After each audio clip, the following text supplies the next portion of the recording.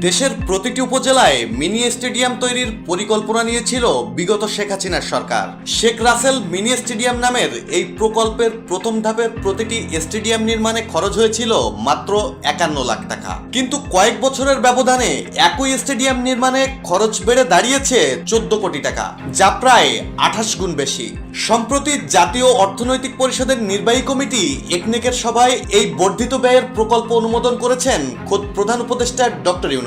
যা নিয়ে প্রশ্ন উঠেছে সব মহলে। প্রধান উপদেষ্টা অন্য সব উপদেষ্টার আপত্তি সত্ত্বেও স্থানীয় সরকার, পল্লী উন্নয়ন সমবায় এবং যুব ও ক্রীড়া উপদেষ্টা আসিফ মাহমুদ সজীব ভুঁইয়ার অনুরোধে প্রকল্পটি অনুমোদন করেন। একনেক সভার এক কর্মকর্তা নাম প্রকাশ না করার শর্তে জানান, অতিরিক্ত ব্যয়ের কারণে বাকি সব উপদেষ্টাই এ প্রকল্পের বিরুদ্ধে ছিলেন, কিন্তু উপদেষ্টা আসিফ মাহমুদের জোরাজুরিতে শেষমেশ প্রকল্পটি অনুমোদন দেন প্রধান উপদেষ্টা।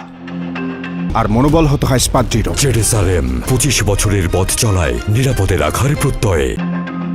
প্রকল্পটির দ্বিতীয় সংশোধনীতে প্রতিটি স্টেডিয়ামের গড় ব্যয় ৮ কোটি ৮৬ লাখ টাকা থেকে ১৪ কোটি ২০ লাখ টাকায় উন্নীত করা হয়েছে। অথচ ২০১৬ থেকে ২০১৯ সালের মধ্যে নির্মিত ১৩১টি স্টেডিয়ামের প্রতিটির গড় ব্যয় ছিল ৫১ লাখ টাকা। তাহলে হঠাৎ করে এই ব্যয় বৃদ্ধির কারণ কি?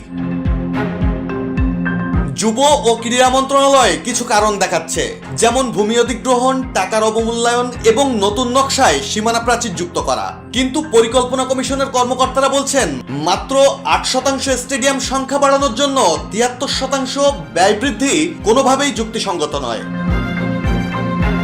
পরিকল্পনা উপদেষ্টা ডক্টর ওয়াহিদুদ্দিন মাহমুদও রেড শিডিউলে ফাঁকফোকর থাকার কথা উল্লেখ করেছেন। তিনি বলেন, রেড শিডিউলের সুযোগ নিয়ে এই ব্যয় বাড়ানো হয়েছে কিনা তা খতিয়ে দেখার প্রস্তাব করা হয়েছে। তবে জনগণের অর্থ এমন অস্বাভাবিক হারে অপচয় হচ্ছে কেন, সে প্রশ্ন থেকেই যায়।